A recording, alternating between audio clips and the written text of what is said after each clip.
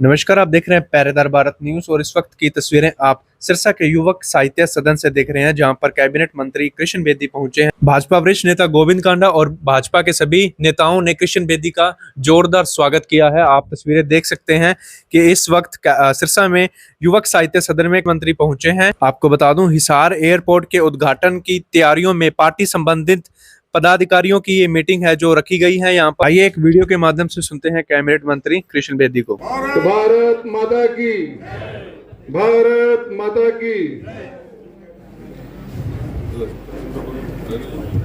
वंदे वंदे।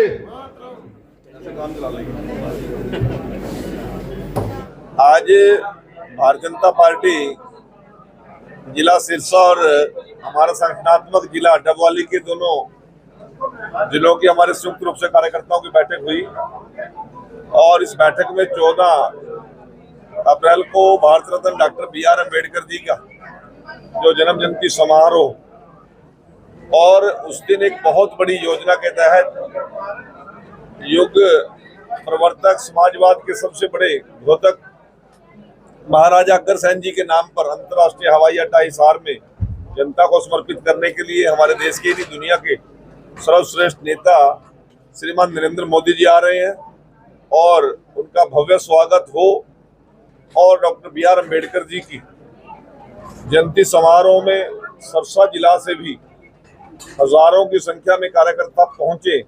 इसकी तैयारी के निमित्त आज ये बैठक रखी थी।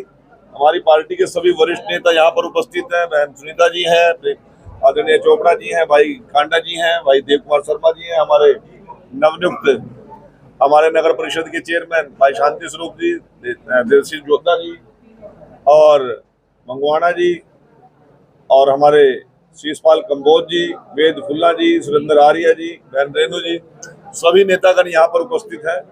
सभी ने बैठकर एक व्यापक और फुल प्रूफ योजना के तहत सुबह 6 बजे से पहले हम सिरसा जिला को क्रॉस कर जाएंगे और ठीक 8 साढ़े 8 बजे हिसार में सभा स्थल पर हम सभी लोग एकत्र हो जाएंगे और नरेंद्र मोदी जी के बात को सुनने के लिए डॉक्टर BR अम्बेडकर जी को अपनी श्रद्धा सुमन अर्पित करने के लिए वहां पर हम पहुंच रहे हैं। इस प्रकार की योजना हमने बनाई है। अभी तक दोनों जिला से लगभग 130 बसें और लगभग 300 साधन पार्टी कार्यकर्ता लेकर जा रहे हैं और लगभग 500 व्हीकल लेके भाई गोविंद कांडा जी ने भी विधानसभा वाइज एक अलग सूची बनाई है।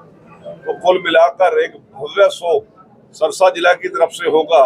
इस बैठक में आज ये योजना बनाई गई।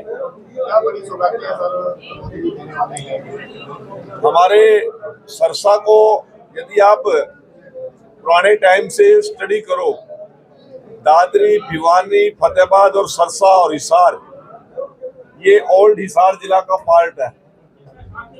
अब ओल्ड हिसार जिले का पार्ट होने के नाते हम सिरसा को भी हिसार ही मानते हैं और हमें अंतर्राष्ट्रीय हवाई अड्डा मोदी जी देकर जा रहे हैं। इसके साथ साथ 3000 एकड़ का एक इंडस्ट्रियल हब वहीं पर उसी रोड पर स्थापित होगा। जो हरियाणा आज कृषि प्रधान प्रदेश के नाम से पहचान है, जिसकी ये अंतर्राष्ट्रीय हवाई अड्डा बनने पर, कार्गो बनने पर एक औद्योगिक क्रांति का स्वरूप यहाँ पर आएगा और यहाँ के हर नौजवान को उस औद्योगिक क्रांति के माध्यम से रोजगार भी मिलेगा और कारोबार करने का अवसर भी मिलेगा। और ये जो अंतर्राष्ट्रीय हवाई अड्डा है, ये पंजाब को भी लाभ देगा, राजस्थान को भी लाभ देगा और इस पश्चिम हमारे हरियाणा के सारे, चाहे वो टोहाना है, नरवाना है, उचाना है, जींद है, सभी को टच करता हुआ ये भिवानी का हमारा एरिया, तोशाम का एरिया, सभी को इससे एक लाभ मिलेगा। हमारे डबवाली से लेकर जो आज लोग अमृतसर जाते हैं फ्लाइट पकड़ने के लिए, जो लोग दिल्ली जाते हैं, उनको भी एक बहुत बड़ी राहत मिलेगी और हमारे इस क्षेत्र में एक नई औद्योगिक क्रांति आएगी। बेटी जी, कल आपके सपुत्र कर्नल प्रताप जी भी आए, नशे को लेकर काफी बढ़िया काम कर रहे हैं और आप भी उसी महकमे के मंत्री हैं, क्या कहना चाहते हैं? नहीं, वो एक उसने एक अलग तरीके से बाल्यकाल से 2015 से भी पहले एक अभियान उसने चलाया हुआ है। वो एक इंडिपेंडेंट NGO के द्वारा काम करता है, आयन के नाम से, एसोसिएशन यूथ अगेंस्ट नारकोटिक्स। नशे के खिलाफ उसका लगभग 10 साल का एक अनुभव, वो अलग तरीके से करता है वो काम। और शायद मुझे जहां तक पता लगा कि आज उसने सभी यूनिवर्सिटीज और कॉलेज में जो युवा नशे की गिरफ्त में आ रहे हैं और जो विदेश में भागने की फिराक में रहते हैं, माँ बाप को मजबूर करते हैं कि जमीन बेचो, जेवर बेचो, हमें विदेश जाना है। इसी प्रकार से गन कल्चर के खिलाफ भी उसने एक अभियान बड़ा छेड़ा हुआ है। और 2019 में तो पहली बार उन्होंने मुझसे कहा कि पापा मैंने माननीय मनोहर लाल जी से मिलना है। मैंने कहा किस लिए मिलना है? कि मैंने एक ज्ञापन देना है। तो मेरे भी समझ में नहीं आया ज्ञापन क्या था। जो आज गन कल्चर के गानों पर हम आज प्रतिबंध लगा रहे हैं, वो ज्ञापन तो 2019 में दे दिया था।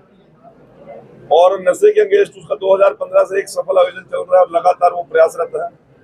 और ऐसे CDLU के अंदर भी शायद वो कार्यक्रम की योजना बना के मेरी जानकारी में नहीं है 15 तारीख को।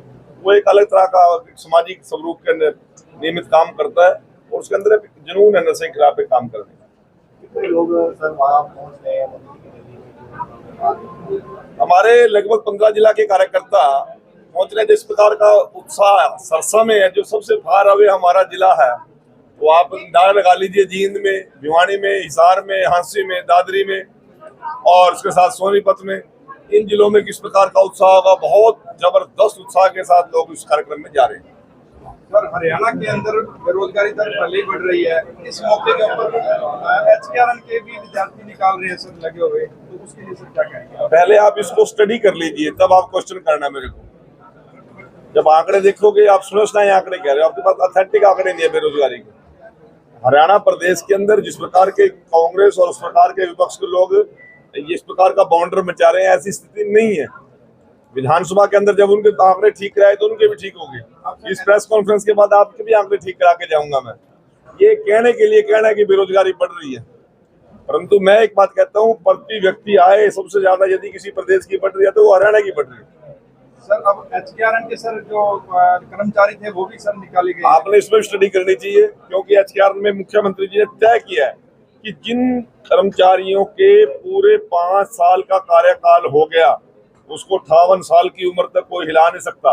और जिनके 5 साल का कार्यकाल नहीं पूरा हुआ है, उनके ऊपर कोई बात आती है, नए लोग भर्ती होकर आते हैं, तो उनको जगह देनी पड़ेगी। क्योंकि ये जो निर्णय है 5 साल के, ये हमारा निर्णय नहीं है, हाई कोर्ट का डायरेक्शन है।